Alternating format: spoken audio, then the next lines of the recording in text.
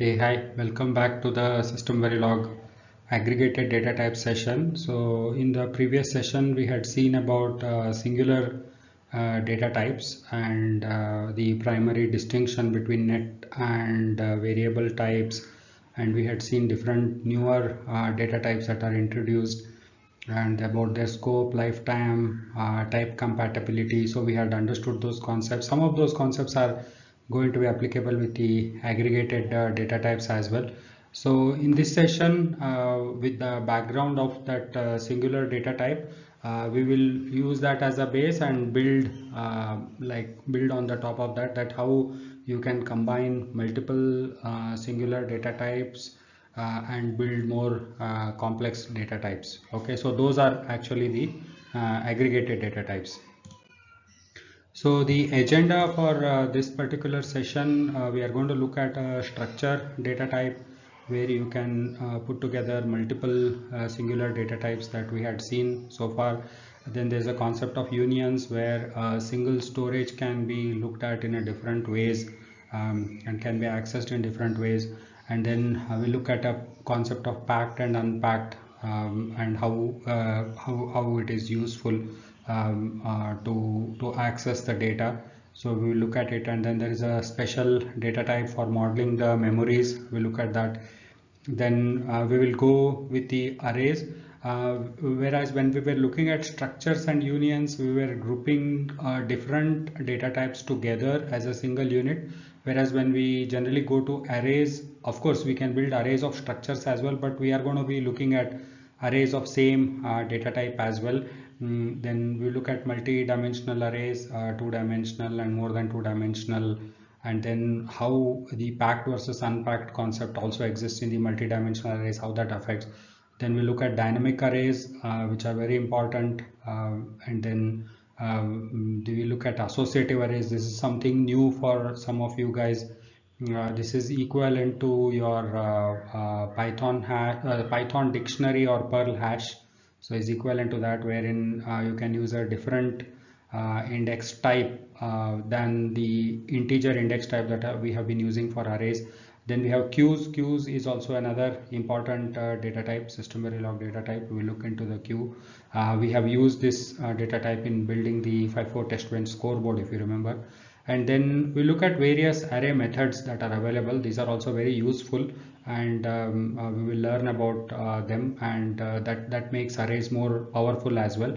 So we'll conclude after we understand different array methods. So that's the agenda for this session. Okay, so understanding all the aggregated types, the scope would be that we need to understand the structs and unions, and there's one group. Then second group is fixed arrays, dynamic arrays, and queues. There's a second group that we are going to look at, and third group is associative arrays, and then array methods. So array methods can be applied on both these type of arrays. Some methods are applicable to some of them and some are applicable to some of them. So I mean, like not all array methods can be used on all of them. So there is a classification. So we will look at which array methods can be used on which array type. So once we learn that, that's what is the overall scope of learning the aggregated data types. Some of you, if you have done C programming, you might have seen the struct data type already. So the struct data type of the aggregated data type of SystemVerilog behaves similar to the C's struct data type.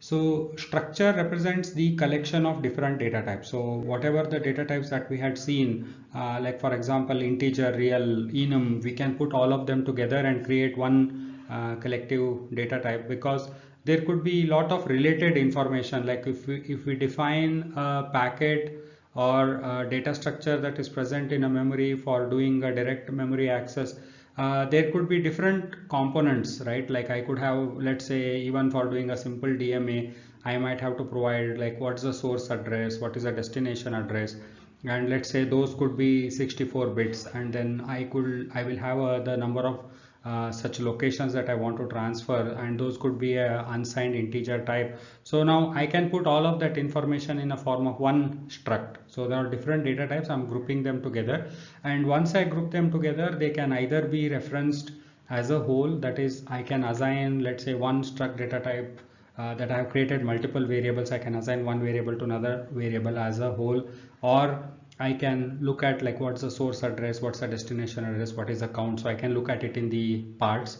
The thing about struct is they are static in nature, and the moment you declare a variable of a certain struct, it leads to memory allocation. It is similar to int, right? Like if I say int unsigned and give a variable v1, the memory gets allocated for that. That's a static in nature. So similar is the struct. So as soon as I declare, the memory gets allocated. Now if I contrast that to the class, for example, right? So in the class, what happens is as soon as you declare a class handle, that doesn't lead to creation of object, right? So you have to explicitly create the object by calling the new. This is something that I hope you remember when we had looked at the FIFO test bench, right? And if we compare it with the arrays, then arrays are of like multiple elements of same data type, whereas structs can contain different data types. So different data types static, right? Whereas class is dynamic, and just the declaration itself doesn't lead to the object creation. So that's a difference compared to the class. And then the structs can be of two types. There can be a packed type and there can be unpacked type.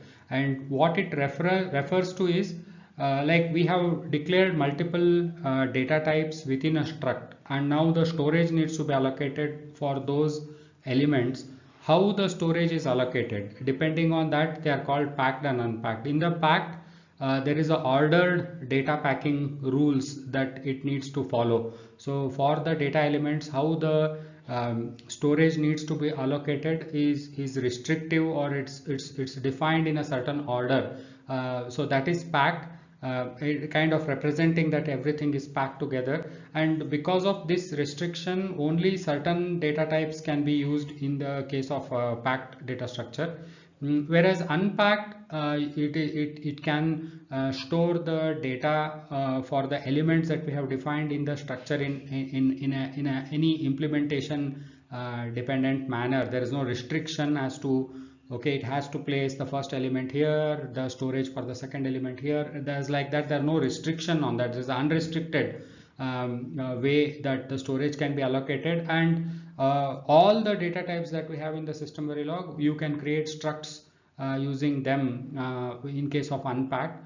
And unpacked is a default. So every struct, unless you explicitly say it as packed, by default structs are unpacked in nature. Okay, let's look at an example of struct. So typically the structs are declared with the help of typedef, so that you can create instance, or you can declare the variables of this struct type anywhere in the code. If you don't use the typedef, then you will have to be forced to declare the variables the place where you are providing the declaration for struct. So typically use the typedef so that you can create objects at a separate place. And so here I am creating a struct, I am creating a packed struct. If I don't provide this packed keyword, then it will by default become unpacked. For this example, you can treat this as an unpacked struct because we are not doing anything packed operation over here. That we will see it in the next slide. So we are declaring now two data types, or the two components of this particular struct. We are saying logic 15:0, which is instruction, and then logic 9:0, which is the address. And the struct can be used as ports and wires. So you can really say input and then the struct data type, and then you can declare a port, and then you can internally declare wires of the struct data type.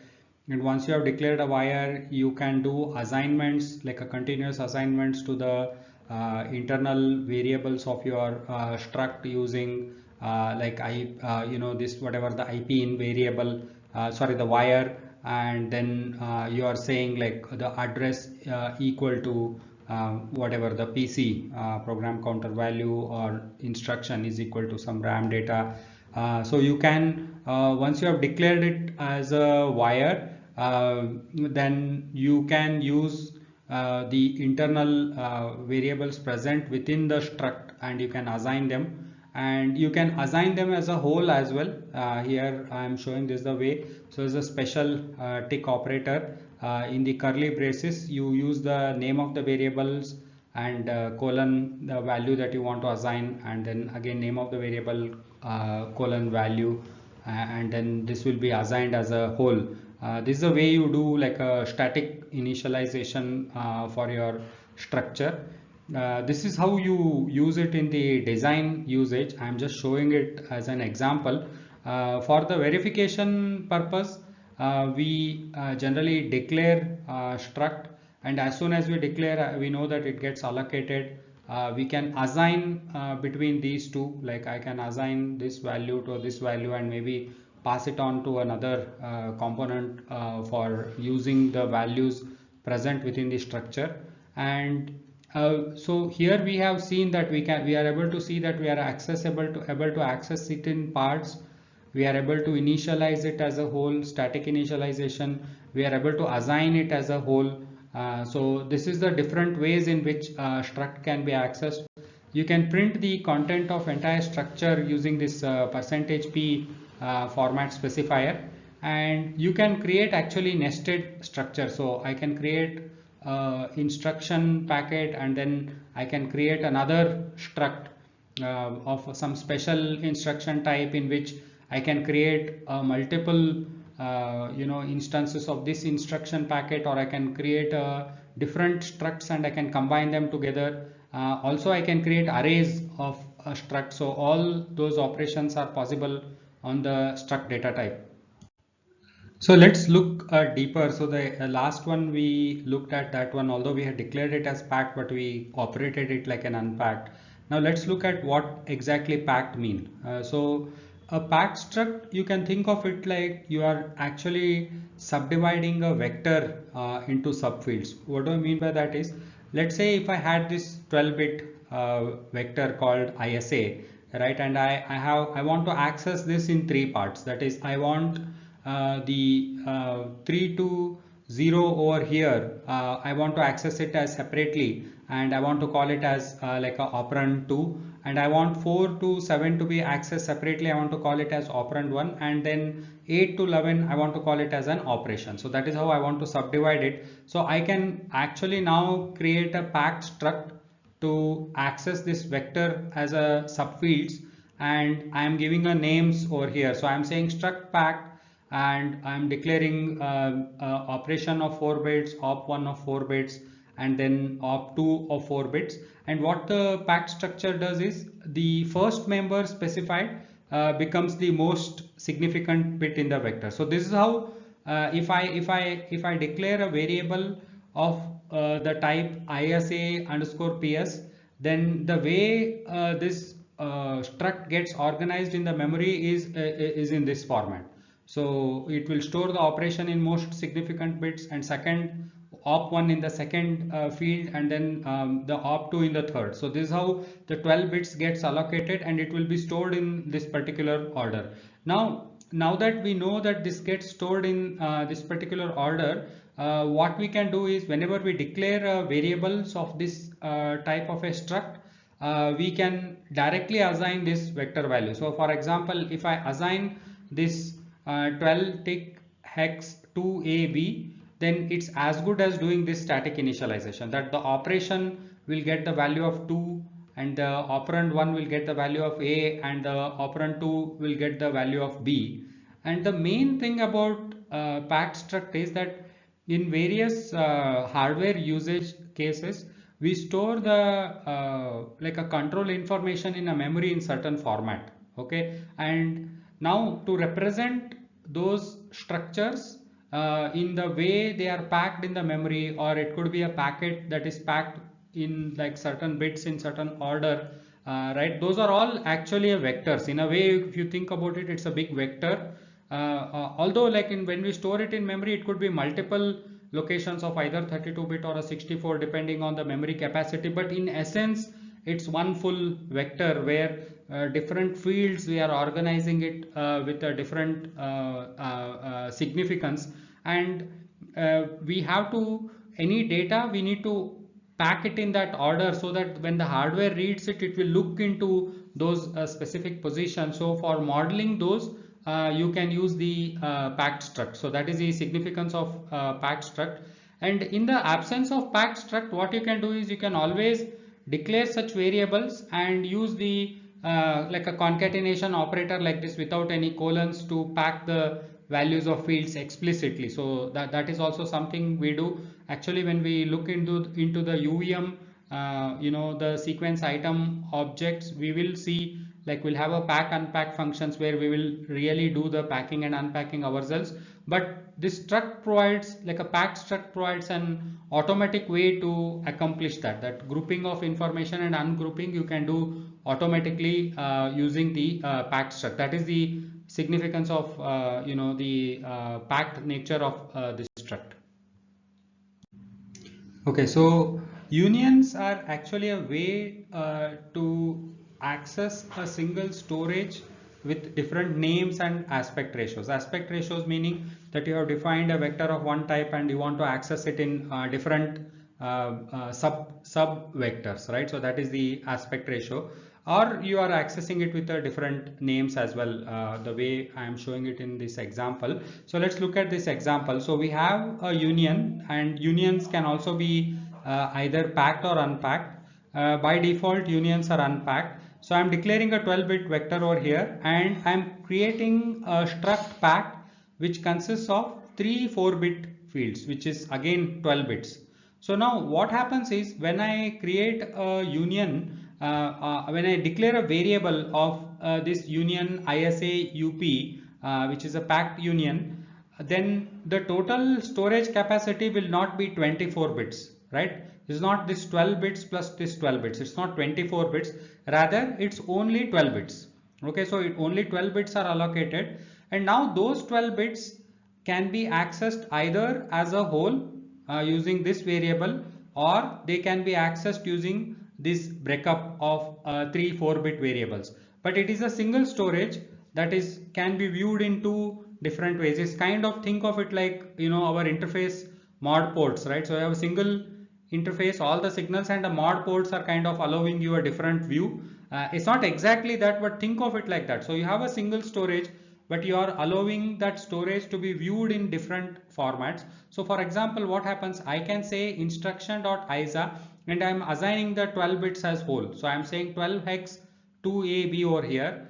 Now I know that when I do this, the uppermost bit, that is the operation, that nibble will get the value 2. So now I can also access it as instruction, which is my union, and I will say I will now access it through this structure isa ps dot operation equal to 2. So I am able to access this storage in two different ways, and then assignments can be made to one field, can be accessed, or I can assign it to this struct and access it through this vector variable. So a single storage can be viewed in different ways using the unions. Okay, so tagged union is one of the advanced concepts in the union. We are not going to go very deep in this area because this is sort of a specialized area. But we will look at it and understand what is the tagged union and what are like one of its use cases. So we understood that in case of normal union, we have a single storage and we want to view it, that particular storage, in different ways. So that's the main problem that we are solving with the union. Now let's take an example that I have a processor and I have instructions of different length. Okay, I could have, let's say, 8-bit instruction, I could have 16-bit instruction, let's say it's a CISC processor, and I could have 32-bit instruction. I can have different length, and format within each one of them is different depending on the instruction type. That's how it works. Now in the test bench, let's say I want to create one variable that can hold any instruction type. Okay, so now, and then I want to also access the operands of that instruction type appropriately. That is what is my requirement. Now when I want to do that, the problem I will face with the regular union is that, let's say if it is 32-bit is the maximum, I will say for every instruction I will allocate 32-bit. That is not a problem, but I don't know if I just look at a particular union variable, that what way the information is stored into that particular variable, right? With which view I have stored the information. Like for example, if I take a look at the previous one, did I store it as 12-bit or did I store it as 4 bits? How did I store? That information is not preserved. So what can happen, you might be able to store it in one way and you try to retrieve it in another way, then there is a mismatch, right? That is the problem. Sometimes that is what you need and sometimes that becomes a problem. So in this case that becomes a problem because you have stored it as one instruction type, but unless you know what instruction type you have stored it, if you try to retrieve it with a different instruction type, then that is a problem. So what the tagged union allows you to do is that it allows you to store an additional bits called tags, and those tell you that when you store the information in a particular union variable, as to with which view that particular information was stored. Now once you store that, then anytime you pick a particular variable of a tagged union, there is this additional keyword called tagged, and that will tell you you know what type of view with which you have stored information. So for example, here we have tagged union, and this is one instruction called add, and then we have a union for another union within a union we are nesting. So we have a jump instruction, and then there is a variation. So there is a JU and there is a JC variation, and the way information is present in those two instructions is different. So this is 12 bits, sorry, not 12 bits. So this is 15 bits, this is 10 bits, and here if we look at it, it is about 12 bits. So there is a varied length of instruction, and then we have, let's say, a variable of the type tagged union instruction. Then and if I want to process this, so I can always say case instruction, and if I say tagged, then I can figure out whether this variable holds a value in the form of a add or in the form of jump, and in case if it is a jump, then whether it's a tagged jump JU or JC, and you can use that information, and then appropriately you can then start accessing the field. So if it is a JC, then I can access it as C comma A, which are the two variables that are present over here, and those information I can extract it and use it for doing some operations, because I know that it is going to be C comma D. If it is a JU type, then it is going to be only one value that I will be having the access. If it is a type, then I will be having access to 3 variables, so I can extract those 3 values and use it. So that is the idea of tagged union, wherein it stores the information as to with which view you have stored the information in the tagged union, and then using that information you can figure out that while accessing that information as well, you access it with the right structure or the right format, and then view it in the right way as how it was stored. So that is the use case for the tagged unions. Okay, so we had looked at structs, unions, and we had looked at packed, unpacked structs and unions. So now let's look at arrays, and arrays can also be packed and unpacked. So packed array is a mechanism that is similar to what we saw in union. That is, we are subdividing a vector into subfields. Okay, and then those subfields we want to access it as array elements. Okay, so the point to note over here is, as we know, array is always a group of similar type of elements, whereas in union we could put different elements together. Okay, so and packed array is allocated as a contiguous set of bits. This is true for all the packed data structures that we are seeing so far, and your maximum size of packed array is limited to 64 KB, and packed array can only be made up of single bit data types like bit, logic, or reg. You can't create a packed array which is like for strings, right? You cannot create a packed array of strings, or you cannot create a packed array of real data type. So it has to be of a single bit data types only. And then as we kind of started off, the packed array loosely maps to the concept of union, wherein you have a vector and you want to access it in different ways. So in this case, you want to access it as a form of an array. Okay, so the question will come in our mind that when do we use really the packed arrays? So let's say you have a requirement that you want to assign an array as a whole number, okay, but you also would like to access the parts of it in a fixed size, right, or a vice versa. That is, you are assigning the smaller parts and then you want to access it as whole, and you want to sort of ping pong between those two modes of accessing. But then that is one use case where you would want to use the packed array.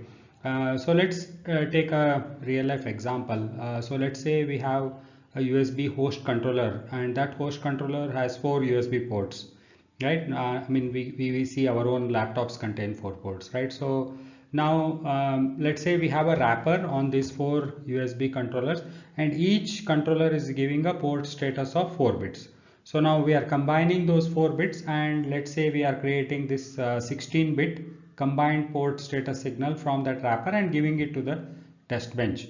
Now in the test bench, now whenever I want to access per port status, I have one way where I can do array slicing, wherein I will say 0 to like a 3:0 of combined port status to access the port status of port 0, and then 7 to 3 for the port status of 1, and so on and so forth, right? So I can do that.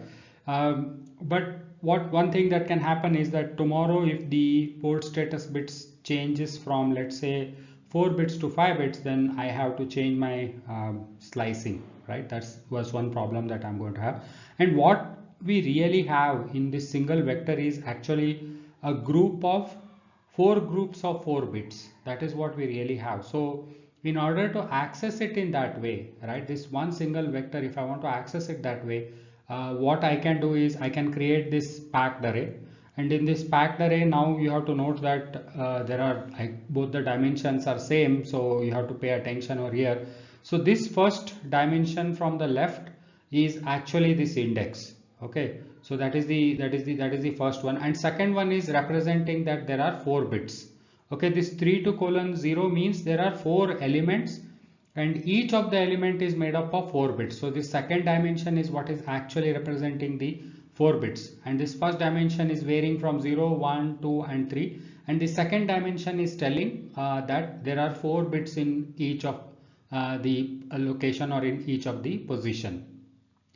And the way you identify a packed array is, so the dimensions that are present on the left hand side of your array name, right, those are called as packed dimensions. Okay, and what happens is these bits are always packed together. So we will look in the next slide what exactly this means.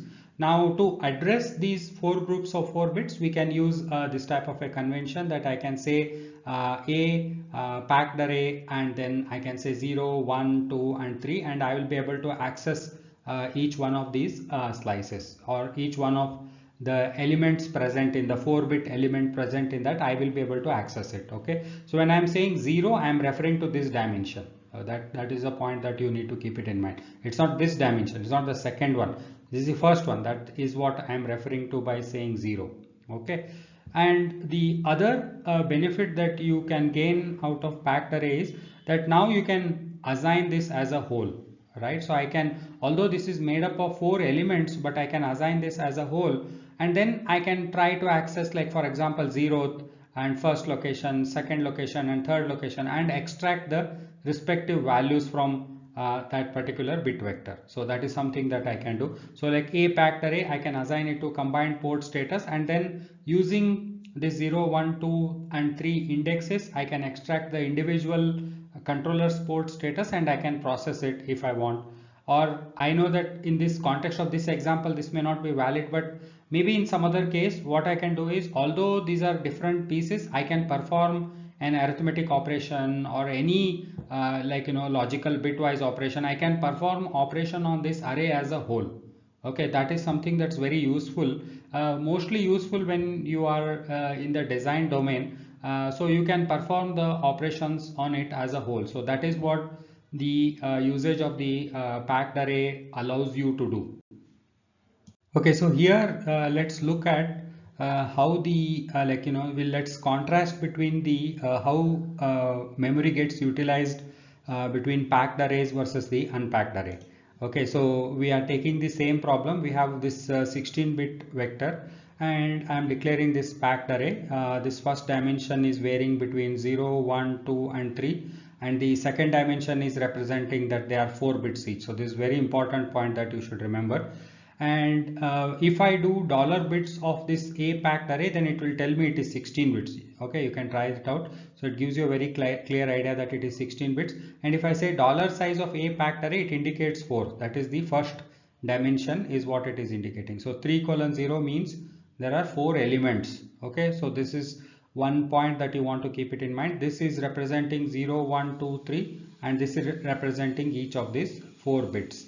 Okay, now if I move one of the packed dimension to unpacked dimension. Okay, so let's say I want to move this 0, 1, 2, 3, 4 dimension to a packed dimension. So I made it as a 4.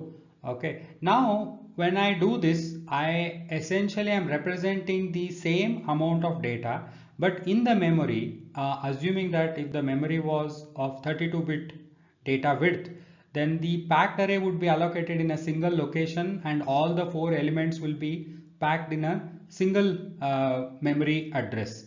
Whereas when I looked at unpacked array, what will happen is it will allocate actually 4 different location, and it will pack the 4 bits in each one of them. So it will be it's rather unpacked. So in each of the location it is storing only 4 bits, whereas in the case of packed in a single location it is storing all of them.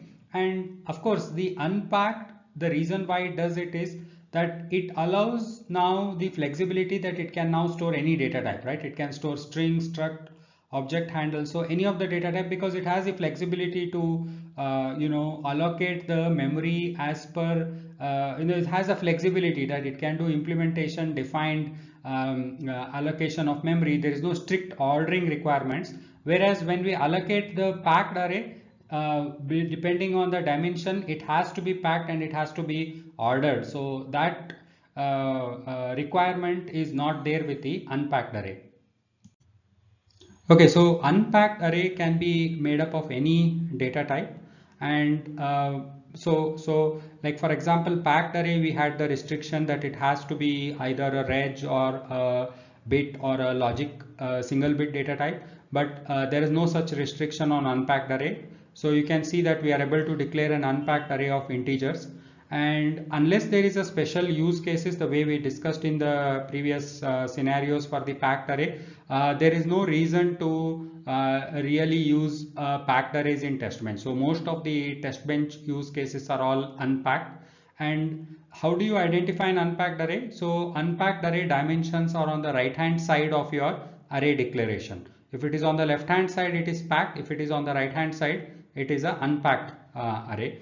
And unpacked array can be fixed or dynamic, and fixed size can be specified in different formats. You could directly specify the size, or you could specify it 0: size -1, or you can start from any number n: size plus n. If your access pattern is of that format, if you want the index to start from n, then you can start with n and you can do size plus n. So all these 3 formats we have shown in the example. So it is 8 and 32 which is using this format, 0 to 7 and 0 to 31 is using 0 to size -1 format, and then 1 to 8 is using this n to size plus n. So I am, instead of 0 it is becoming 1, so 7 is getting added with plus 1, so that is becoming 8, so it's 1 to 32. So in this format you can declare the unpacked array of any data type, any dimensions. You can declare more dimensions as well.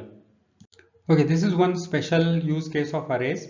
So any one-dimensional array, right? So one-dimensional array of the types reg, logic or bit is also called as memory. Okay, it's just a name given.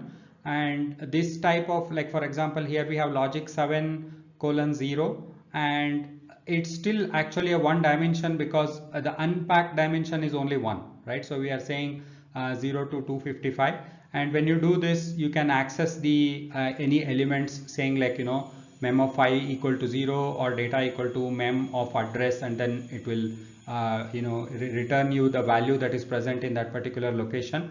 And this data type is generally used for modeling, you know, your read-only memories or random access memories, or even the register files can be modeled using this data type. Okay, so let's look at multidimensional arrays. So we have looked at already few multidimensional array as a part of our previous discussion. In this slide, we'll formally define it and look at few more examples. So a multidimensional array is array of arrays. Okay, so each dimension again can contain subarrays. That is the multidimensional array. And a multidimensional array can be made up of only packed arrays, or it can be made up of unpacked arrays, or it can be made up of mix of packed and unpacked. And whenever you look at an multidimensional array, the way you identify the packed dimension is you look at the dimensions that are defined preceding to your array identifier name, or the left hand side of your array identifier name are your packed dimensions, and then the dimensions after the array identifier name, or on the right hand side, the dimensions that are present on the right hand side are your unpacked array dimensions. So that is how you have to read the dimensions. And when we want to access such an multidimensional array, this is one rule you can try to remember. It's left to right starting with right. What it means is that now when I'm accessing, let's say when I start this first dimension 2, right?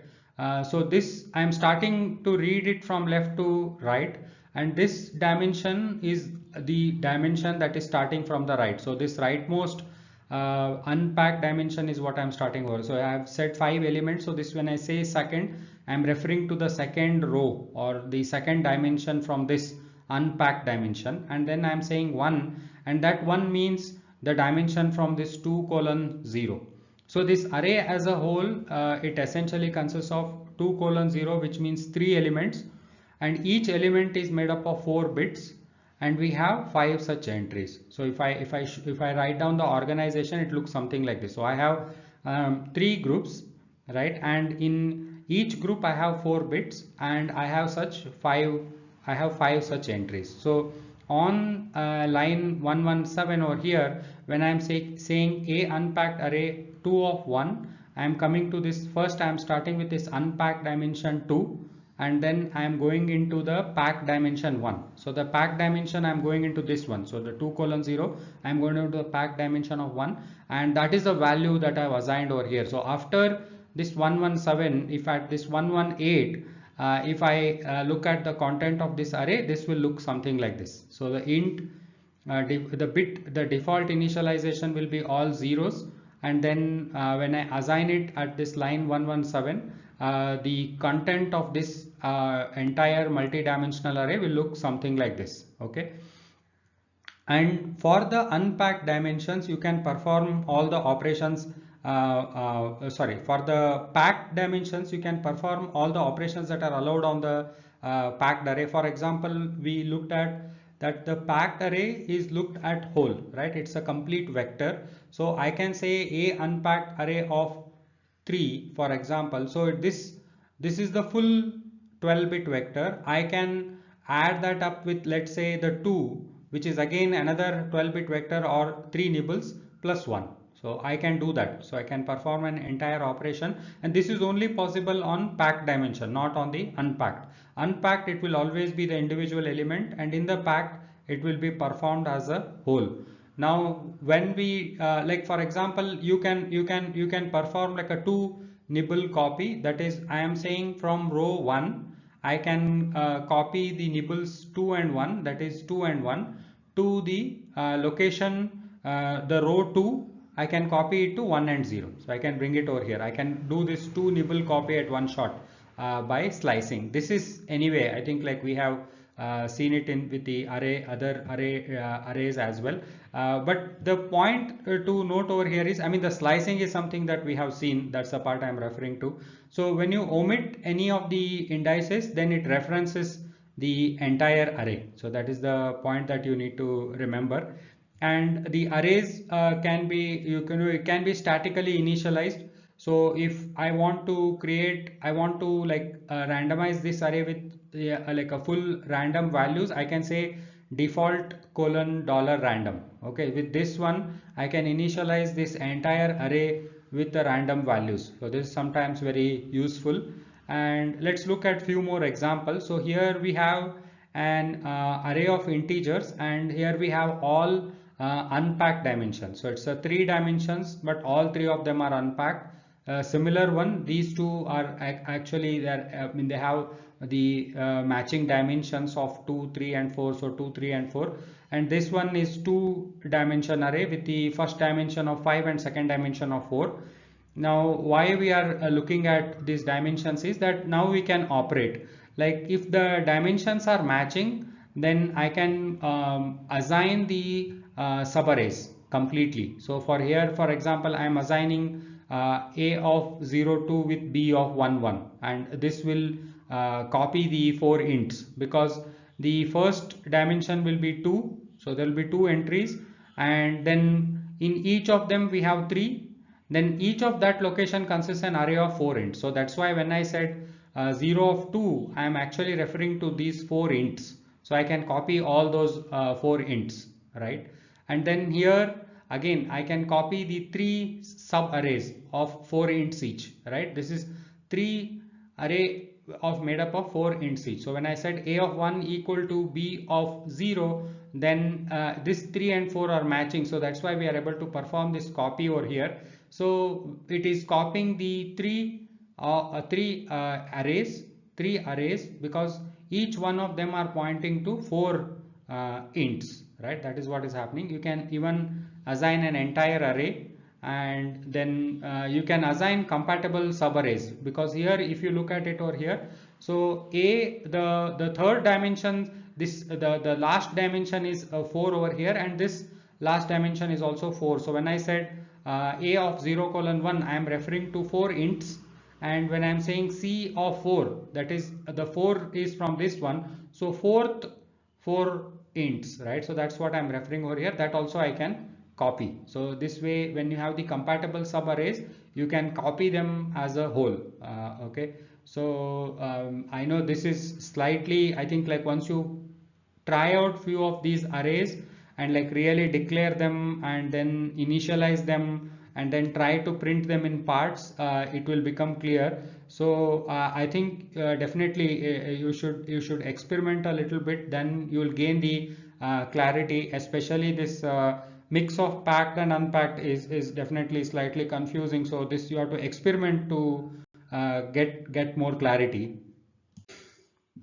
Okay, so in the previous slide, we saw some examples of multidimensional arrays, and so like for example, we said A of 2, 3, 4, right? So, and those were all fixed dimensions. The elements were fixed in each of the dimensions. So SystemVerilog also supports something called dynamic arrays, and in the dynamic array is essentially a unpacked array, and the size of the dynamic array is not fixed, right? And it can be changed at the runtime. And the when you declare a dynamic array, like for example, if I declare integer addr and with this empty square brackets, right? That's the notation for the dynamic array. So whenever you see the dimension value is undefined, it's a dynamic dimension. And so when I declare a dynamic array, the size of the dynamic array at that point is 0. Okay, so there is the default size of your uninitialized dynamic array is 0, and the actual size of the dynamic array you need to allocate it, and like similar to a class type of a concept, you have to call new, and in the square brackets now you pass the number of elements that you require. So for example, here I am creating a 100 element array. So when I say new of 100, then 100 integer elements are allocated in the dynamic array, which is pointed by address. Okay, so that is how you do it. And the size of this, as we said, so not only that I can allocate the dynamic array size, and this can be this line can come in anywhere. It's not that it has to come at the point of declaration, right? So any point of time I'm doing any processing in any component, I can do this, and I could have declared it somewhere as a part of a class property as a local variable, and I can allocate it at the point that I really intend to use this particular array. And not only that you can allocate it once, but you can allocate it multiple times. You can keep changing the size. So again, if I say address equal to new of 200, then it will double the size of this particular array. Now if I had just said address of new of 200, then what would have happened is, if in the during the course from changing from 100 to 200, if I had stored something, those values would get lost. So there is no guarantee. But if you want to preserve the previous 100 values, and then if you want to extend it to 200 entries, then you need to use this syntax. So you say new of 200, and in the parenthesis you pass address again, and this can be any other array as well. So, and what this guy does is that it will copy the content of this array into the newly allocated storage, so that any of the content of this array are preserved. So in this case, for example, the address the array of the contents of the address array will be preserved. And after you are done using it, especially if it is a big dynamic array, it is always a good idea to release the storage. So you can just say address.delete, and it will delete the entire array. And if you say now ab.size, it prints 0. Any point of time, if you want to downsize it, of course you can go from 200 to 50 as well. And after you are done using it completely, then you can just say address.delete, and it will then remove the entire array. And you can, for example, you can create a dynamic array of 4 bits as well. This can be of any data type, so it supports all the data types. It's not just like we have shown the int over here, but int and bit, but it supports all the data types. Even you can create an array of structs, dynamic array of classes can be created. So you can use any data type, and you can create the dynamic arrays. And like if I have a multi-dimensional dynamic array, then the dynamic dimension can be any one of them. So for example, here I have declared a two-dimensional dynamic array, and it has actually the first 2 is fixed. So this is a fixed size unpacked array composed of 2 dynamic arrays of integers, right? And this dynamic array dimension could come on this side as well, so that is possible. Okay, so then you can keep on allocating multiple arrays, as many arrays of 2 integer elements each. So if this dynamic array dimension had come on the left hand side, right? So if it had these positions has swapped, but in this case now what I can do is, so I have now 2 dynamic arrays. So I am going to, so I have now to allocate those 2 dynamic arrays separately. So I can allocate the dynamic array size of mem0 to a length of 4 by saying mem of 0 equal to new of 4. When I say this, the first element in this array would be allocated with the 4 size of 4. It will get the 4 integers. Then I can say mem of 1 equal to new of 32. Then I can have 32 dimensions in the mem of 1. That is possible, that is fine, because this dimension is dynamic. It can vary, of course, while accessing you have to take care, but you can do that, there is no problem. Whereas if I had a fixed dimension, then both of them would have had a fixed dimension, but here 0 can have 1 dimension, and then the element 1 can have a different number of elements. That is allowed when you use the dynamic array. So that is something that you can utilize when you are generating some packets or some data, and for each of the packet it is a different amount of data. Then you can allocate that appropriately and store it in a dynamic array. You don't have to allocate a fixed size for everything and store it. So that's the advantage that you get by using the dynamic array. Yeah. So let's take a problem. So let's say if we have a DUT which supports 20-bit address bus and a 16-bit data bus. Okay. Now, and we want to model the memory to connect to this DUT.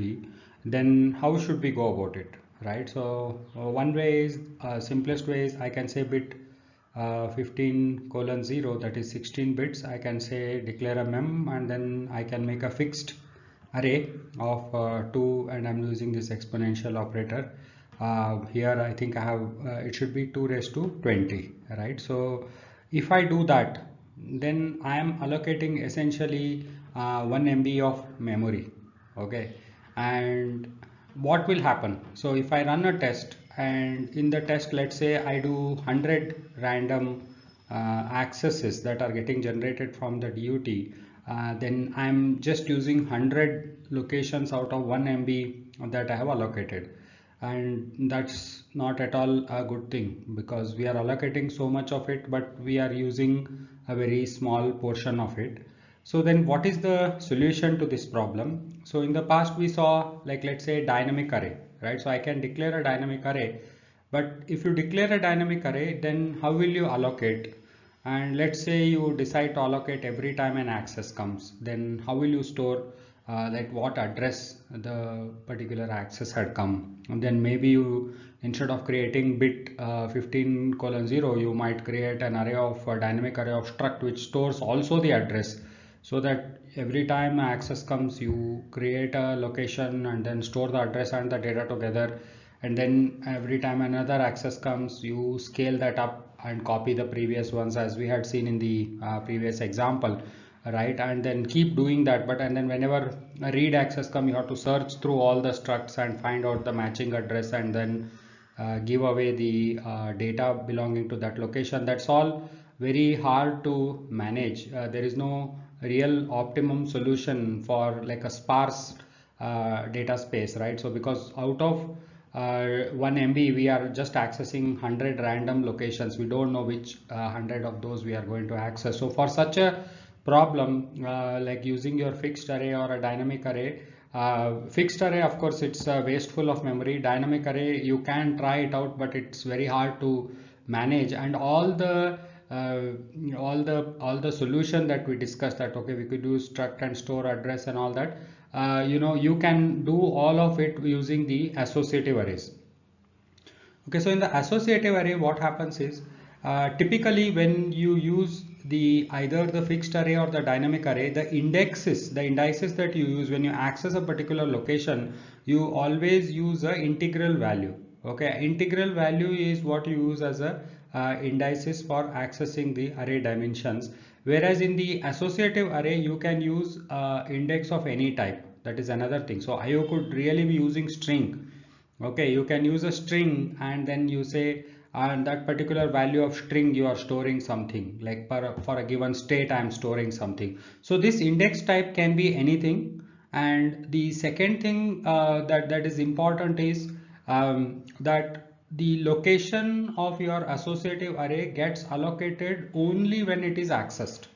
Okay, it's not allocated when it is declared. Okay, so the way you declare associative array for this particular problem is that you declare it saying bit whatever 15:0, and then we say mem and address of t, right? So and we have declared this type def bit 19:0 address of t. So this mem address of t, here I am, instead of dimension, so in the fixed array we will have a fixed constant over here.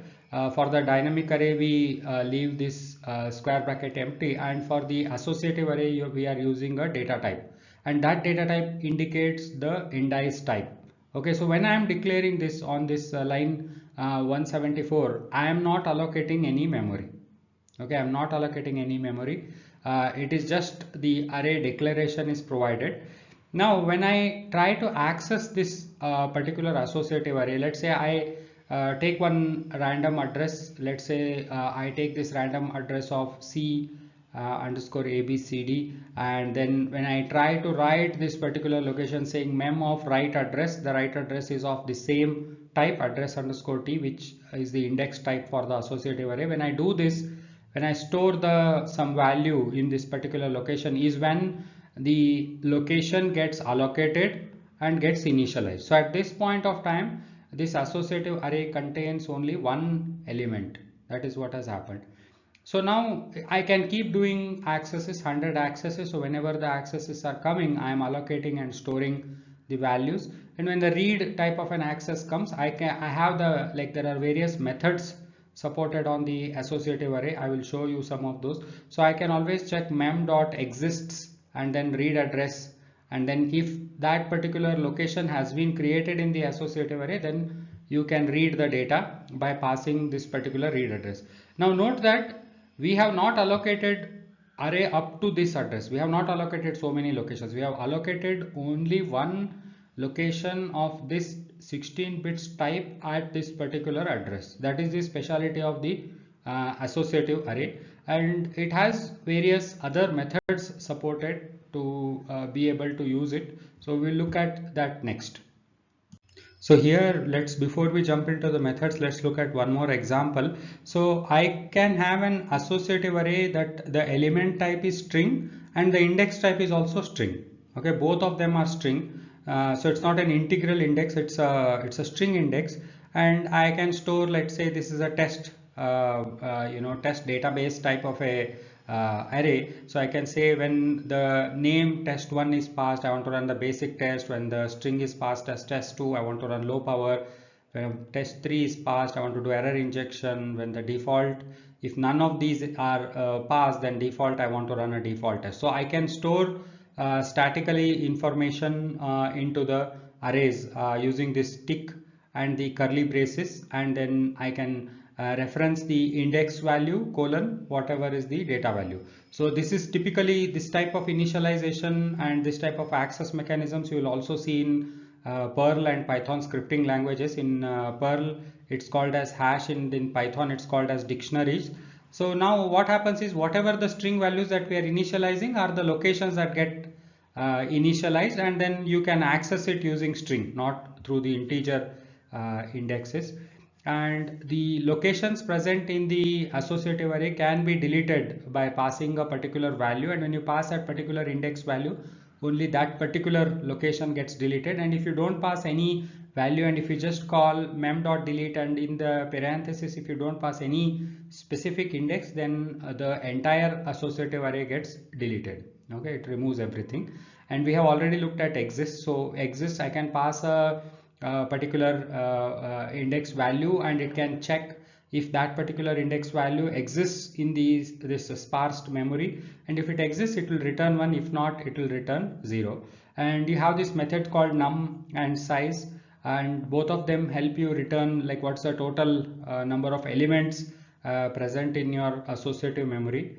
And when we have any array, we have generally we can take like a simple for loop, and we say for I equal to 0 and I less than the dimension size and I plus plus, and we use that integer indice and access the array. If I want to iterate through the associative array, because now the associative array is sparse, right, that it is not a contiguous, it is like you have one location here, one location here, one location here. Depending on what has been accessed in the associative array, the locations that are available are different. So the way you iterate through the associative arrays, you see first there is this method called first, and you pass the index, and what it does is it returns the smallest index in the associative array. If it returns 0, if it is empty. Okay, so now you say if first of address, that if the array is non-empty, then the this particular variable that we are passing will contain the first index.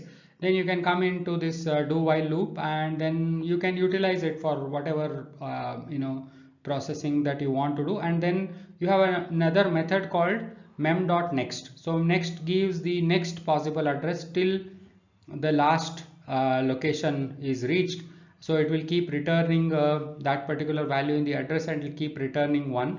And once the last element has been accessed using your next, it will return 0. So I can do a do while using the first and the next methods of the associative array. I can iterate through the associative array. It's not a simple for loop. You cannot iterate on an associative array using a simple for loop. You have to use these methods to do the iteration. And there are also some other methods on the same lines as first. You have the last method which gives you the last element, and then previous. So you can now do a reverse loop. You can start from the last and come back. Like for example, we say I equal to 10 and then I minus minus until the I stays greater than 0. We can do looping like that. Similar thing you can do on associative arrays using the last and the previous. So in essence, whenever you have a sparse memory modeling that you need to do, this is something that you need to remember, that you have to use the associative array for doing it.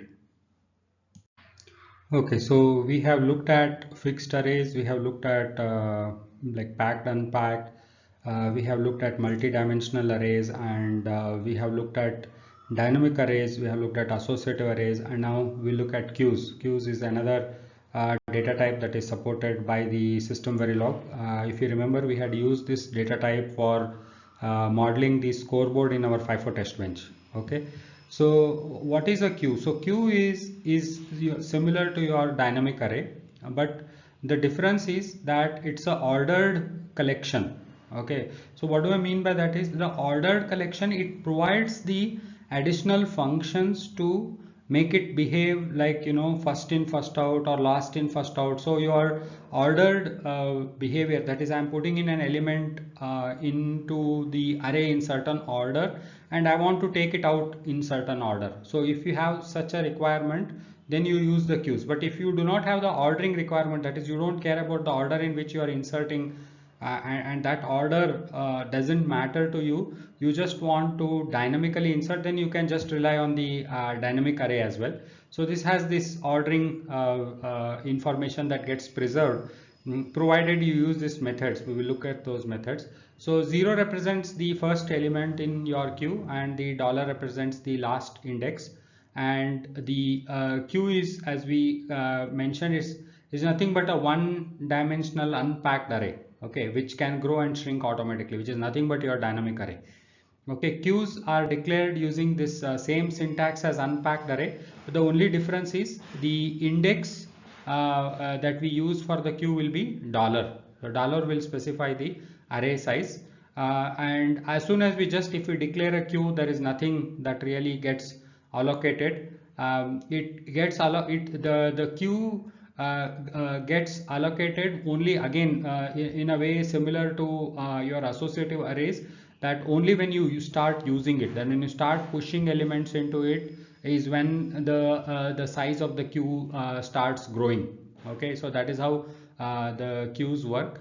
You can actually restrict the size of queue as well. We will take a look at it in the subsequent slides, and you can actually do index the queue similar to your array, because in under the hood it is nothing but a simple dynamic array. So you can index it and you can do concatenation of multiple queues, and you can do slicing, that is between two range you can try to access. You can do equality between the queues, all of them are allowed.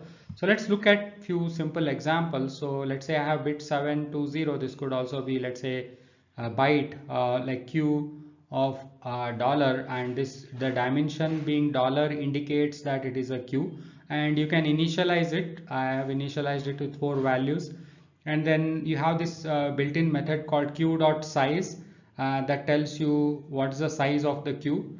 And then these are the methods that I was talking about, which helps you preserve the order, right? So now let's say I got some numbers, and then I want to put those numbers in certain order. Then what I can do is I can always say, like, I can use these functions, right? Like if I said push front, then it came into the front of this particular array, and the rest of the elements automatically get displaced to the further positions, right? So initially the 0th element was 11, and when I did push front of 21, now the 0th element is 21, and the rest of these elements are pushed 1 indices further down. And I can say push back, and of course here there is no displacement, but the size of the queue has expanded further, and now the entry 22 has been inserted towards the end. And then I can do pop front, and when I do the pop front, that particular value will come out,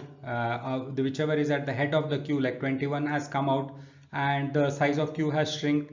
I can say pop back, and then the whatever the value that was there in the end, right? So that one has come out, and then you can do insert as well. I can insert a particular value at a particular index is value index value. So at the point of 2 I'm inserting 20. I can delete a particular index, so I'm saying delete 3, and then that corresponding the value from the queue, which would have been 13, is deleted from the queue, and the queue gets shrinks by whatever the number that I have deleted. So whenever I'm doing insert, it is expanding. When I'm doing push, it is expanding. When I'm doing pop, it is going to shrink. Whenever I'm doing delete, also it will shrink. And you, by using the range operator, you can, for example, you can perform operation like I can delete the first and last element, right? So if you see, what I'm saying is q equal to q of 1 to $-1. So 0 represents the first element, so I'm saying 1, and dollar represents the last element, so $-1 will be 1 before your last. So I am removing those two elements in one shot. So I can do such operation on queues. We will look at few more examples of queue, how we can manage. But what you need to understand is that queue and the dynamic array are very important, and these are very frequently used in the test bench components, and even in the constraints. All the methods that are available on queue and dynamic arrays, you should try to experiment a bit, because they get used in the constraints very heavily. Okay, we will look at some more like examples of operations on queues. So a queue, you can use a for each loop, and you can say for each of q of I. This is a very handy way of iterating over the queue. So we can say for each of q of I, and then you can print the value of I and the q of I. The q of I will give you the value. So this is a very handy way of iterating over all the elements of queue. And by default, when you just declare $, it's a unbound size, that is, the queue can grow as big as it can. But if you want to limit the size, you can say $:, and you can provide a number, and that number will limit the total number of elements that can be stored in a particular queue. And then here I'm showing some of the operations, like for example, using like, so some of the operations like pushback and the methods that we saw in the previous slide can be implemented with the simple concatenation operator as well. So like for example, pushback can be said that q equal to, we are using the concatenation operator, the existing q colon 6, right? So this is equivalent to pushback. And push front is q is equal to the concatenation of the element that I'm intending to push, comma the q, right? So this is the push front. And then if I want to implement like a pop front or a delete 0, the indexing, the delete 0 will delete the first element, so, or the pop front, which will also delete the first element. So if I want to create that using the concatenation operator, I can say q equal to q of 1, because the 0th index I am ignoring, so 1 colon $, will remove the first index. And then the pop back, I want to remove the last entry, so I'm saying 0 colon $, is the last entry, and $-1, so I'm ignoring the last entry. And if I'm doing an insert at a particular position, that also you can implement using the concatenation. This is q of 0 colon position -1. At the position we are putting the e, and then q of, like, starting from the position to $. So now what happens is the new queue that is formed has the e inserted in the middle. And then again another similar type of an example. So the you can do q dot delete, and it will remove the all the contents that are present in the queue. But also you can assign this empty set of curly braces, and that will also clear up all the contents in the queue. And I think this one we have already looked at, so the removing of the first and the last elements. So some of these you just might want to remember to know an alternative way of doing it using the concatenation operator, as well as to have a better clarity of what exactly is happening when you do these operations. And this could be sometimes the questions as well, so in your interview session. So you just might want to pay attention to the other forms of accessing queues. Okay, so we have looked at various array types now, and now let's understand some of the array methods that we had initially talked about during our agenda.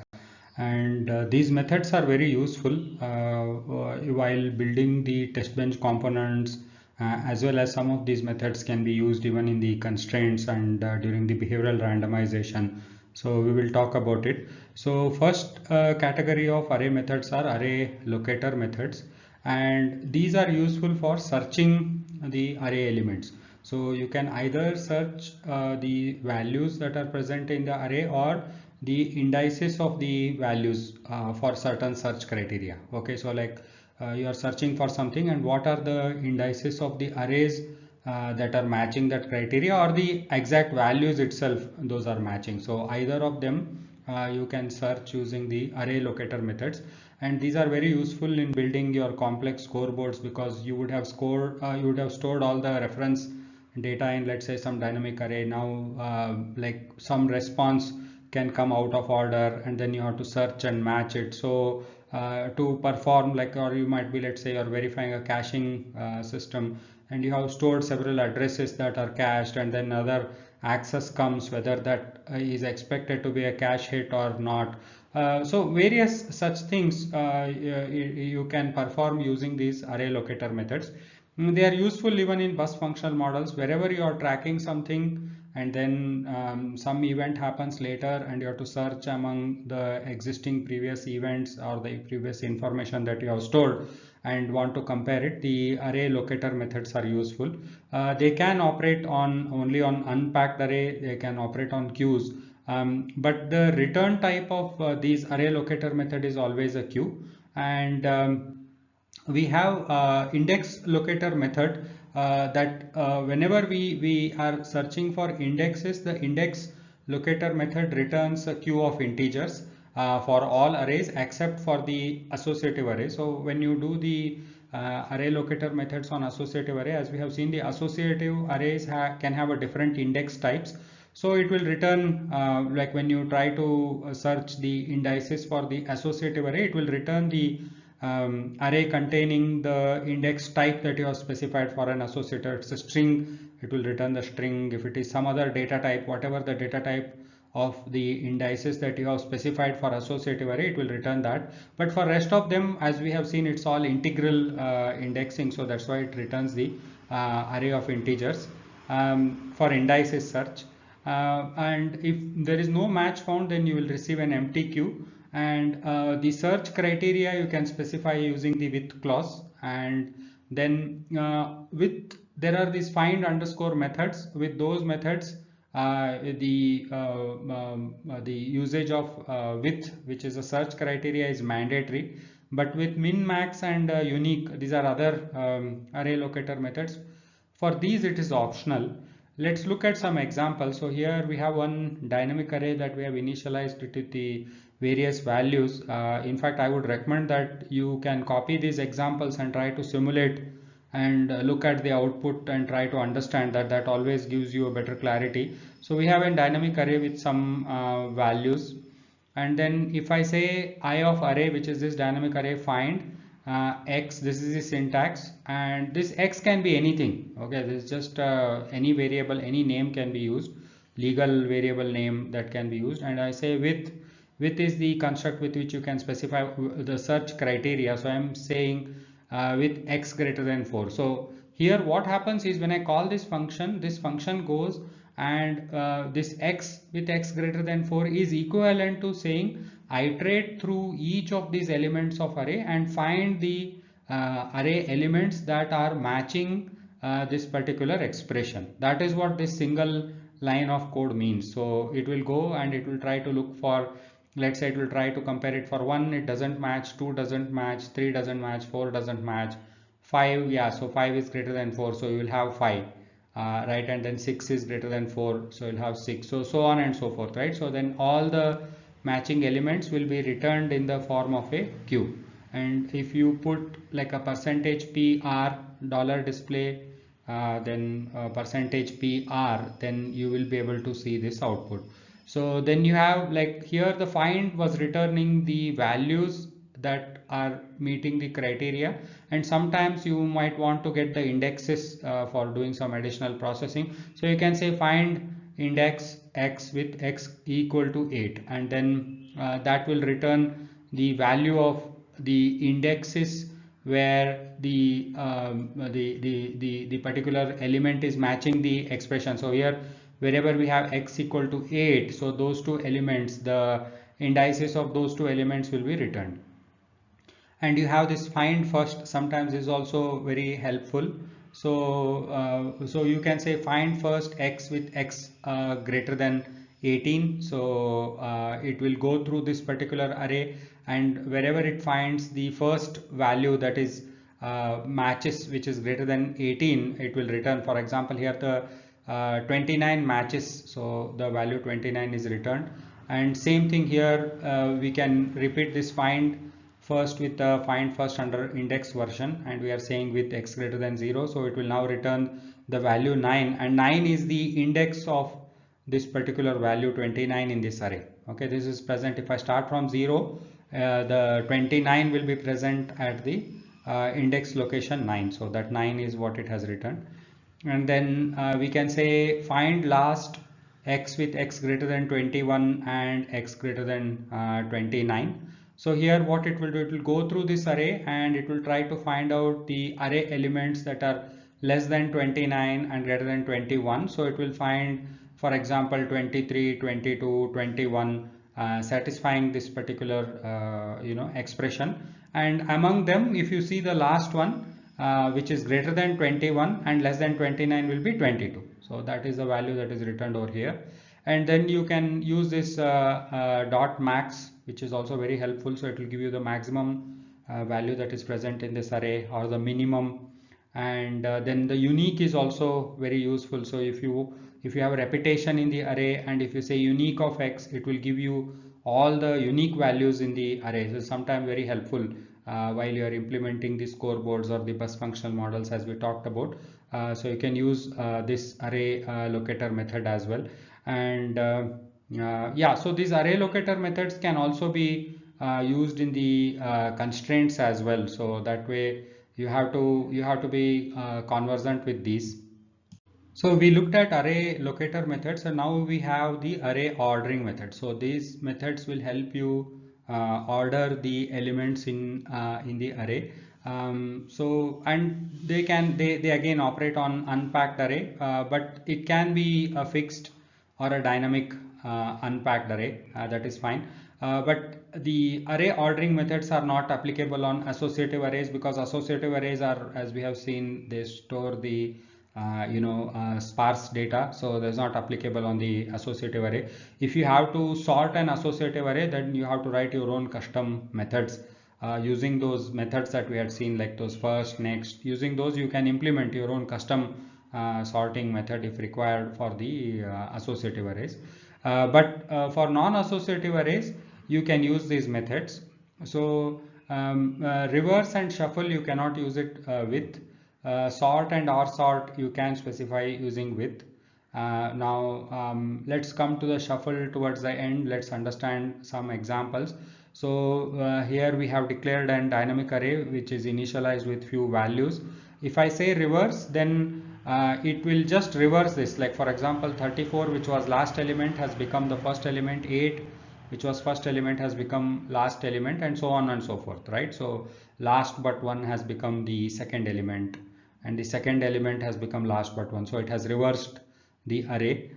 So when we say reverse sort, it is sorting it in a reverse way. Okay, like for example, here if you see, the 8 has come. Here the 1 was there. Here the reverse is just reversing the order of array as is, whereas reverse sort, R sort, is sorting it in the decreasing order. So that's the difference. Sort will sort it in the ascending order. And you can again specify with condition sort of x. X can be anything. I can say I, j, anything over here. So sort of x with x greater than or equal to 1 and x less than or equal to 8. So what this will do, it will only select the elements that will match this expression and sort them in the ascending order. Okay, that's what it will do. So shuffle is one important method that you should pay attention to. So what the shuffle does is, shuffle randomizes the order in which these elements are placed in the array. So if I say shuffle, so if I put a for loop, in fact you should try this out. So if you put a for loop and you say shuffle, every time it will print the array in a different order. That is what the shuffle will do.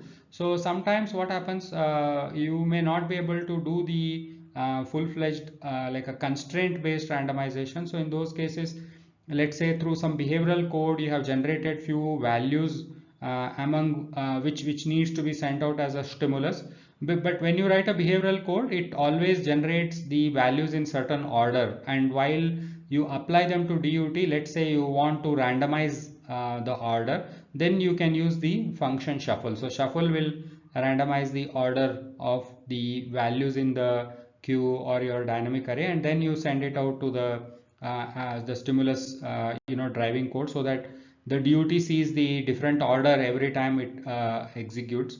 So just remember that shuffle is an important function for the behavioral random stimulus generation, not the constraint based but the behavioral random stimulus generation. Shuffle is a useful function.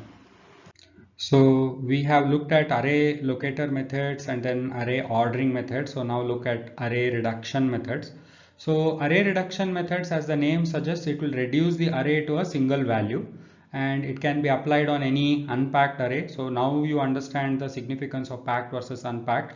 Packed had its own advantages, that the packed arrays we could operate it as a whole, but whereas unpacked array have these various methods that we can use. So that is why in the test bench we generally tend to use unpacked arrays because we can utilize these methods, which are very handy and helpful. So it can operate on any unpacked array of integral values, and then with clause can be specified with all of the array reduction methods. With clause allows you to filter the values on which you want the methods to operate on. There is one specific case, so we'll come to this part. So let's look at the example. So we have again a dynamic array initialized with few values. So the array reduction method, which is called sum. So sum will reduce all these four values to one. That is the sum of all these four elements. Again, sum is a very useful function. So very handy in doing the constraints when we come over there. Like for example, you could have you could be doing a DMA, and then you might have a scatter gather list in that, and then you want to create like four elements in your scatter gather list, the total sum of which adds up to, let's say, 4 KB, something like that. So sum is a very useful method, so that you have to remember. Then you have the product method as well, which will multiply all the four numbers. Then you can do a or of all these four numbers and get the or result. You can do and of all the numbers present in the array. Sometimes these or and are also useful. You can even do the XOR, and then so here we were seeing a single dimensional array. If there is a multiple dimensional array, like the way we are seeing over here, it's a 2 cross 2 fixed array. I've initialized, so the inner two elements, then the outer. So this is the way you do this tick you have to use for the initialization, the static initialization. Then if I want to do sum on this, then what I have to do, I have to do m dot sum, then I have to say with item sum with item. So I now have to iterate on that. So what it will do, first it will do 5 plus 15 and 15 plus 20, and then add them together and return the result as 50. So if you have multi-dimensional arrays, then you have to follow this type of a this is a syntax we need to follow.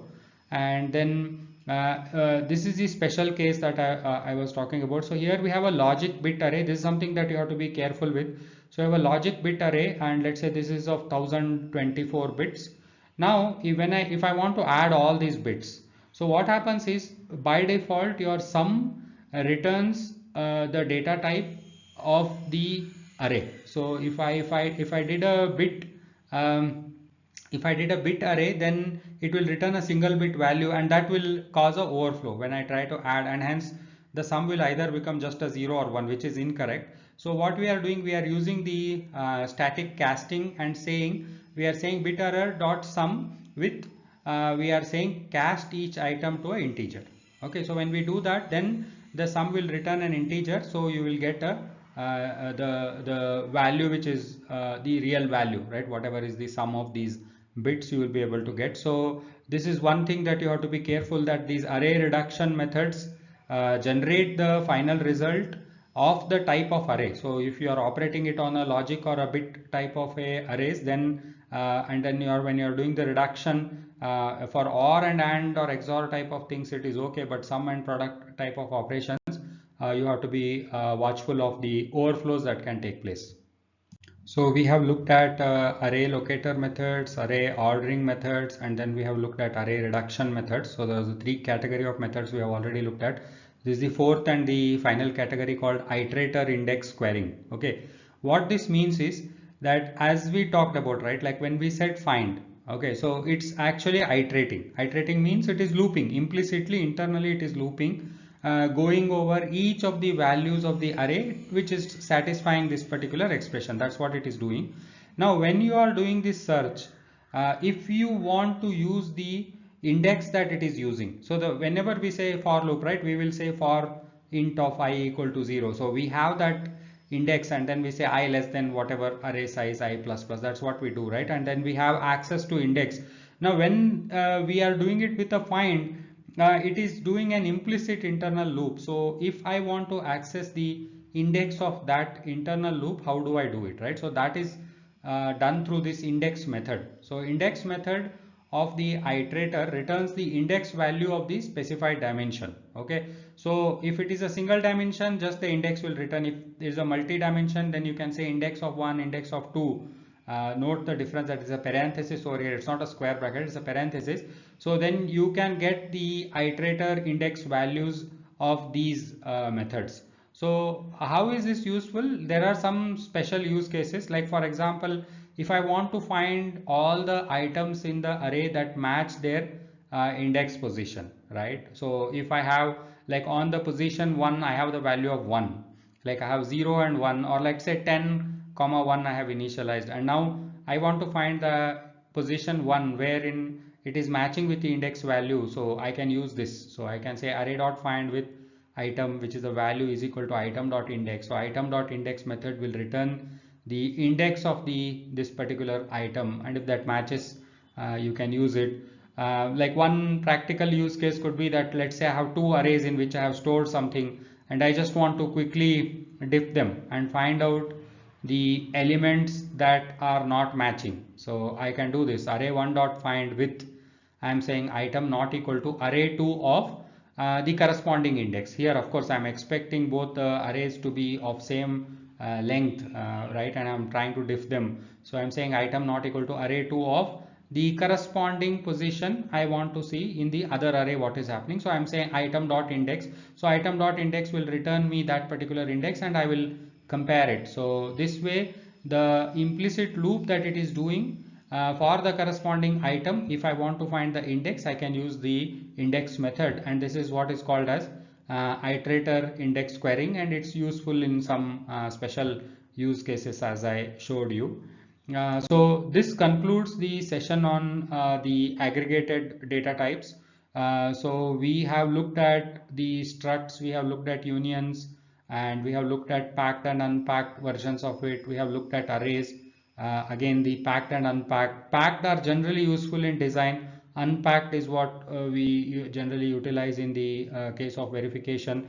But as a concept, you should be aware of both of them. And then we looked at multi-dimensional arrays. So multi-dimensional arrays, accessing those indexes of multi-dimensional arrays, how we have to look at it. So those aspects you need to have some clarity. And then we looked at the different array types. We have looked at the dynamic arrays, we have looked at associative arrays, we have looked at the queue data type is queue, and the dynamic array are both are important while solving constraint problems.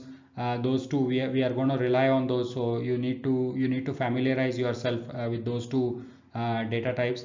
And associative array, as we looked at, is very useful in sparse, or like if memory needs to be modeled inside the test bench, then you have to remember that the associative array is the one that we need to use. And then we finally looked at various array locator methods, or the array methods, which are very helpful. We looked at 4 different types of array methods. So we looked at array locator methods, where we were trying to find something or find the indexes of matching expression, or we were using the array ordering methods, where we change the order, we could reverse it, sort it, reverse sort it, right? So those ordering methods we have looked at. Array reduction methods we have looked at, wherein, as we talked about, sum is a very useful method that we are going to rely on in solving various constraint problems going forward. And then we looked at iterator index querying, that how that the implicit iteration that it is doing, if I want to use the index for doing some filtering criteria, how can I use it? So that's another point. So I think, as we have discussed, you should experiment with each of these array types. There are various examples available even on internet, so you can take those examples, and or you can take the examples from this sessions itself, and try to experiment, and that is what will give you the depth and the clarity. And also always look up the LRM as well to understand further. So thank you for listening.